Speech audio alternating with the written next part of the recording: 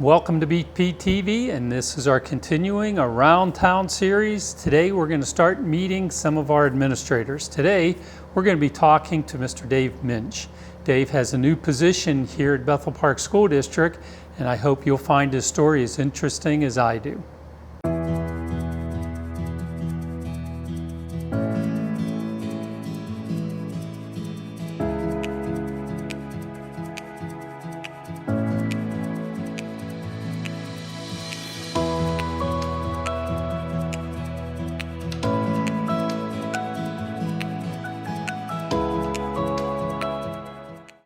Dave, thank you for sitting down and talking with us and talking to the community. And what we're trying to do is, I think most of all of the parents and students in Bethel Park School District should know who you are from all your years at Independence Middle School. You had, what, 50, 60 years there, yeah. Give or take?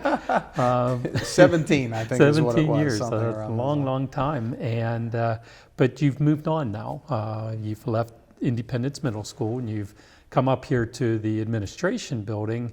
And what do you do? I'm not sure what your new titles, not that titles are important or anything, but you've taken on a completely different role than what you were doing as a principal, assistant principal, and then a principal. This has to be a little different for you. It's nice seeing you in a suit. Do you wear that to work every day? Some days. Some days, okay. Depends, yeah. But my new title is Director of Student Support Services. Okay, that's a big title. It is a big title, and I work collaboratively with my colleague, Dr. Shu, who's the supervisor of special education. Okay. And basically, between the two of us, we deal with anything that's specialized in the district.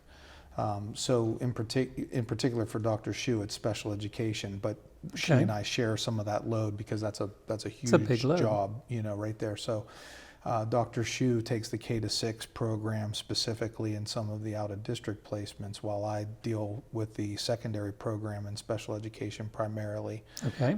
And then I also incorporate like gifted education, Chapter 15 service agreements, nursing care, counseling, student assistance programming, instructional support at the elementary, the ESL program, which is English as a second language, homelessness, foster care. So anything specialized, kind of comes through our office. We problem solve, and it's very important work. That job is different, from the principal role in a lot of different ways, but it's very important work. It helps keep the wheels in motion for kids that have some of our highest needs, in our community. So Dr. Shu and I, and then our support staff along with us, Lori Sharp and Carla Kalkbrenner, are two fabulous people that support our department. And that's what we do. So I mean, every day is probably something a little different for you then. It's not the same thing every single day you come in through the building Monday through Friday. Yeah, I will say that was a lot like the principal's job because you often would be presented with scenarios you just didn't anticipate even having. Whether that's a fire alarm going off when you didn't have a drill or, something along those lines. But yeah, it's very much an unpredictable job. But it becomes better with, a lot of good planning and a lot of good people around you. And fortunately for me, I've got a lot of really good, competent people around that help make some of those impromptu things a little easier to deal with. So are the students and staff going to be seeing you throughout the day at buildings, or are you mainly here at the administration building and you're out when you need to be? Are you direct contact with students, with teachers? Yeah. Tell me what a typical Monday morning is going to be for you once school starts. So, my personality is hands-on, right? It always has been. Yeah. That's why I can't envision you behind a desk and a door closed and don't bother me today.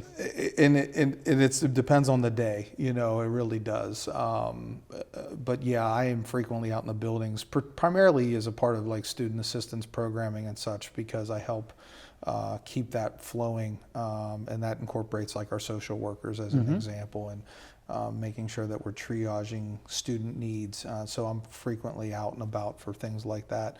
Also, do hold a steady hand at what we call the LEA, which is the lead person at an IEP meeting or at a Chapter 15 service agreement meeting. That often falls to principals, but it often comes to me as well. So I'll be out in the buildings, working with families and kids of some of our more maybe intensive need cases, and so that's how I get out and about in the building. And we do, try to run some things that are specialized. Like, as an example, we had Dr. Clax come last year and present to our kids. That was something that we organized, and so we might go and do an assembly program. Actually, we have one coming up next week at Ben Franklin Elementary for our ESY program, and so we'll be out and about for that as well. So we really try to get out. There will be days, though, I will tell you, where you go into the office and you don't come out of that office until 6 o'clock at night, or later, depending on the day. Mm-hmm. And Well, we try to get out. Is this a new position for the district? Are you the first in this actual role? So the title was new. My predecessor, though, I would say, Lori Sutton, who was a fabulous lady, very kid-centric, and was the director of special services. Okay. And then there was an assistant director of special services, which Dr. Shu held that position prior. They needed to expand some of the things that happened in that office, and with that came some certification needs and such, and so basically they retitled that position. So it was what Mrs. Sutton was doing before, and some additional duties on top of that. And so it is a new position in that respect, and so they closed the director of special services to open this position. Okay. Well, I know things in the world have changed, whether you want to say due to the pandemic or just the nature of where the country is and so forth. And the support for the students has probably never been greater than it is now. And the district, I'm thrilled to see that the district is in the forefront of doing something to help support the student population of the district. Is this part of what you're seeing in the creation of this position? Without question, my job has focused a lot on mental health needs, and we've been very fortunate with a lot of contributing parties to increase our services. Everyone from the board allowing us to hire additional social workers to improve the coverage at the elementaries, the addition of a site-based therapist through Auberly for elementary-based services that we didn't have before because there wasn't that defined real need that has become so exacerbated, even for younger kiddos. Mm-hmm. And so, obviously, the teams room at the high schools received a lot of publicity that Mr. Villani's been working with everyone. A lot of praise, me too. As well. Yeah, and Lisa Cusick, who's just a diamond of a person. Very passionate. Yeah, very passionate. Yeah, she's a doer, Mm-hmm. and that's what, in our department, that's what we need. Right. Dead weight is not helpful at all. You don't have, and don't have time for that. We don't have time for it. Right. And, so Lisa Cusick was a great add-on. And Dozens and dozens of kids every single day that they're helping and supporting. And our social workers down there, just are doing a real nice job. So. Well, the need in the district probably is all ages. There's no one that's immune to needing some extra support, let's say. No, and I think another thing, just an example of, our trying to be as forward thinking and proactive as we can is, the board had bought into, a attitudinal survey that we're going to do this year called the PASS. And the reason I mention that in the context of your question is because, so many of our kids at Bethel Park, they walk around and function to a certain extent, right. but have some things that they're dealing with that, could use some intervention from time to time, or even just that acknowledgement that it's there and that ear to listen. And so, I think this past survey, is going to help us, identify more kids that might need that kind of level of support. And that's what you want. You want to get in there before it becomes really problematic and kids start to see that decline, And so, it's the district is trying to be very proactive in a very obvious epidemic. I mean, even our national, psychiatrists and such have labeled this an epidemic for our students. So, yeah. So what made you decide to leave a position you had for 17 years there at IMS to take on this new role? You just looking for a new challenge, or did you see the need in the students that you worked with every day down at IMS?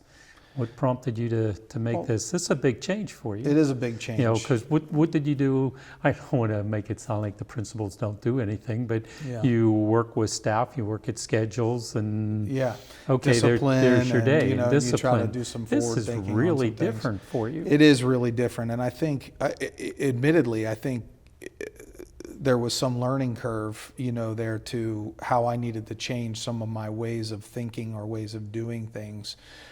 Because you could not replicate how you maybe were doing things as a principal, here. But, I had a tremendous experience at Independence Middle School, and I love my family at Independence Middle School, like, very much. And the students, that's probably one of the things I even miss the most, right now, is talking with kids each day and seeing them come in the door.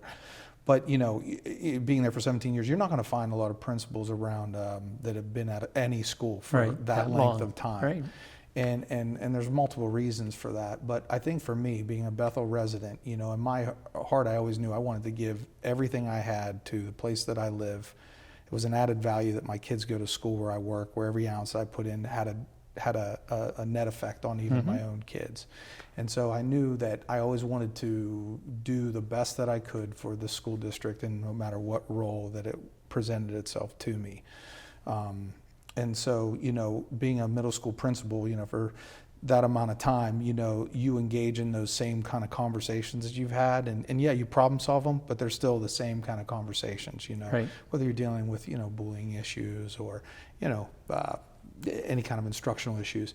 And I just felt like I could do some things, for the district that transcended even, that kind of role that I had, that I was used to doing.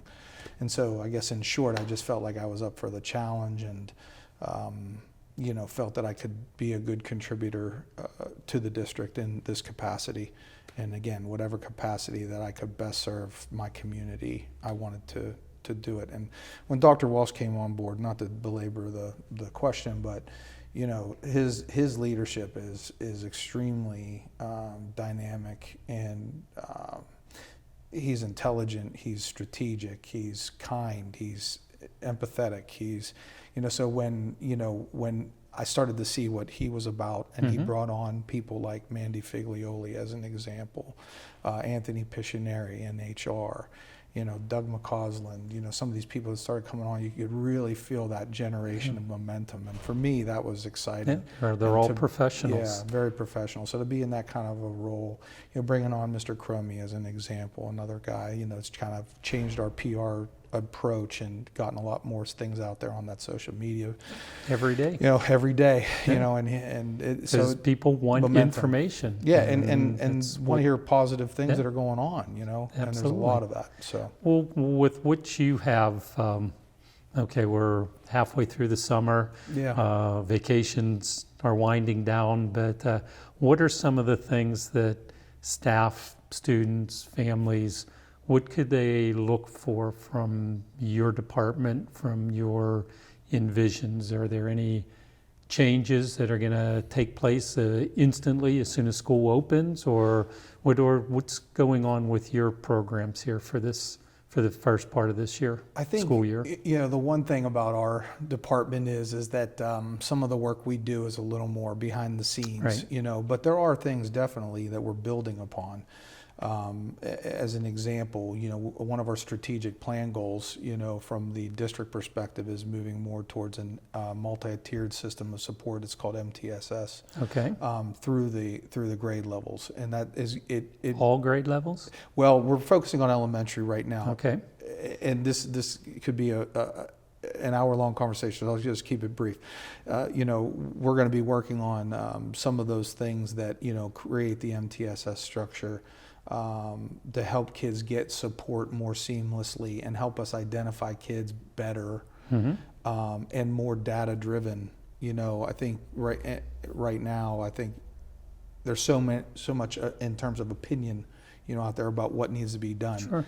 And that can cloud our approach, sometimes just in general in society, but also in schools. And so, the MTSS piece, allows us to, make sure we're data centric in how we're triaging student needs.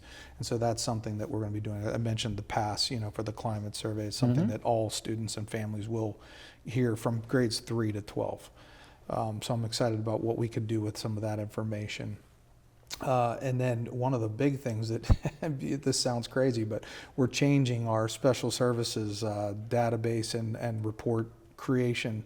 And so parents who have students that have IEPs or service agreements or some of those things will get much more information automated to them, from an IEP process, from signatures being digital signage and getting things, in real time, Sure. better time. And Dr. Shu has been doing a bang-up job with that, leading the charge in that area. So the parents will see that very directly. And then we're just going to really work at the emotional needs, maintaining what we've had, but building on our expertise. We're going to be doing some social emotional learning programming next year. One of those things includes what's called zones of regulation. We're going to have about 9 or so first grade teachers working on that program that I'm leading up with social workers and teachers. And kids are going to feel that, and parents are going to hear about that as well. And so the social emotional learning component is going to be something that's positive, helping kids. It sounds like with your experience at IMS and that age group, that 6th, 7th graders, or 7th, 8th graders, excuse me, on that, you would be coming into where students, I don't want to say didn't have the support in the elementary level when you're trying to fix things that were broken 5 years earlier? And is that why going into the elementary level, you're trying to get the students the support a lot earlier than they've ever had before? Yeah, one thing we have is great teachers, right? We have great families and we have great teachers. One of the things we know is, you think about, family doctors and those kinds of things. I mean, they do certain things regularly because it produces the most optimum health impact for their patients, So if you think of MTSS as a way of what we call tier 1, that's our regular teachers, what they do in that regular program that maintains the health of our students, right? And so what we're trying to make sure that we're doing is, using that data to make sure that we're all kind of doing what doctors do, which is best practice and doing their practice or surgeries, those kind of things to raise the success rates. That's what we want to be doing in our, regular classrooms in tier 1. And so to your point about the elementary, that's where we start that building block. And honestly, our elementary teachers, they're really an unbelievable bunch. You may not know this, but my first job was in an elementary for a few years. And so I know elementary teachers, and they're special, and they juggle so many things, and it's hard for them to be masters of everything all the time. And so they have to be excited about the additional support, though, that the district's going to be giving them. And that's what this is meant to do when we start in those younger levels. It's meant to help them do that. Yeah. So with the jumping back to the high school and the teams room that they put in there for social support and help, is that something that you're going to be putting into IMS this year, or? So we have a variation, of that going with IMS this year. We have a talented teacher up there that's going to be working with the social worker there to help triage some of those mental health needs. So IMS has their own social worker? They do have their own social worker. But I would not want to replicate the term teams there, because that's not exactly how that's working right now, and it may evolve to that. You deal with many parameters when you do something like this, but what I can tell you has changed is that, you know, there'll be a difference in the way we triage those needs that will have some flavor of that teams room experience. But it's certainly, I would not coin it teams room, but it is a change from what we've done in the Well, past. can I put you on the spot here? And, Sure. you know, let me ask you to look 3-4 years down the road at the district, and you're going to be well entrenched into this new job title, this new phase of your career. And okay, we're not 17 years like IMS, but you know, 4 or 5 years with it, we're going to have a new elementary center and the remodeled IMS. And is there any envision that you're trying to bring to the district with your department and support to the students? Is there something that you're playing around and envisioning in your mind you'd like to take the district in the next strategic plan, the next 3, 4, 5 years? Well, yeah, I mean, that's a grand question, right? Because It's there's a big it's a question, big I question, understand, but and, it's... and so, you know, again, I mean, I've known you a long yeah, time. a long time. And I know that how your mind works to a point that you're always working on today's projects, but you're always looking at where you want to be in 2 years and 4 years and 5 years. Yeah. And I admire that with you, with any administrator. And that's one of the things I really admire about Dr. Walsh also is his, you know, the day I met him, first time ever in the district, and he had a 3-year, 5-year, and a 10-year plan, and he'd only been here for a week. Yeah. And it just like, okay. And you're right, and he's exceptional in that regard. And for me, you know, really what we want to be doing, and the longer term plan of this is that number one, we're starting to get in place some of our practice. So when the elementary center does open, some of our practice that we're trying to do, even with curriculum redesign, you know, some of those things are, you know, done, or at least well on their way, Right. so that we're not starting that new when we're already feeling the newness of an elementary center Right. and all the weight that's going to come on staff at that point in time. So, you know, when I should say, anytime I talk about I really need to include Dr. Shu, because she's exceptional. Your team. And she's a team with Right. me. You know, I think what we really want to see is particularly for our students with IEPs, is having more of that transitional focus to post-secondary life.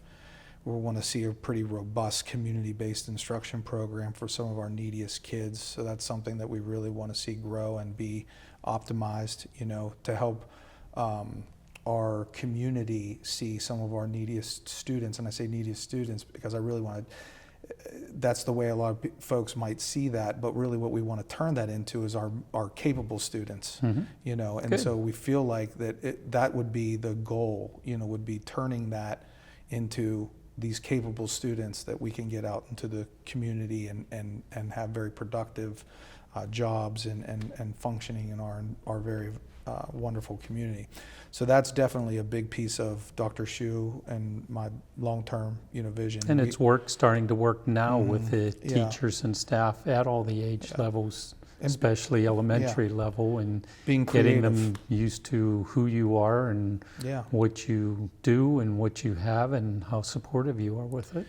The other big thing that I would just add to that question that is very important to mention is that how inclusive education, you know, is a good thing. And the more that we can, you know, equip staff and enculturate the idea of kids can learn in, you know, this environment, or it doesn't need to be somewhere else, you know, because that is a mindset of certain, you know, people. And so the long-term, you know, vision is to really continue to increase the capacity of our school to drive inclusive practices with students in the classroom. And so that, I think, I will hope. That was a hallmark for me as a principal at Independence, and we plan on continuing that. Well, I'm very anxious to revisit with you at the end of the school year and maybe see how this year went and see where things are going. But is there anything else, Dave, you wish to share with us or I our would just viewers? say, well, a couple things. I guess just real quick would be thank you to you because you pleasure. have been a part of my journey for a very long time, and I've appreciated that. I knew you when you were this big. but- Feels like it. Feels like it. But I do appreciate all you do for the community, and this is a wonderful community. It's It where is. we've raised our kids. It's where I've collaborated with people like you, and our fabulous police department. I can't tell you how many guys and ladies on the Joelle Dixon as an example. I mean, Yep. she's just a Amazing. fabulous police officer. So the community, I just really appreciate this community. It's a very hardworking community. And it's a pleasure to be here, and I consider it a great honor to hold the role that I hold and do what I do. So thank you. Well, thank you for taking the time, and thank you for sharing your story, your vision, your job description, and everything with the community, with the students, family, staff, and everything. And Yeah. good luck in this school year. Oh, thank you. All I right. appreciate it. Yeah. And thank you, Dave, for being on our show today. And we appreciate you watching BPTV. I'm your host, Andy Amrine. We will see you around town soon.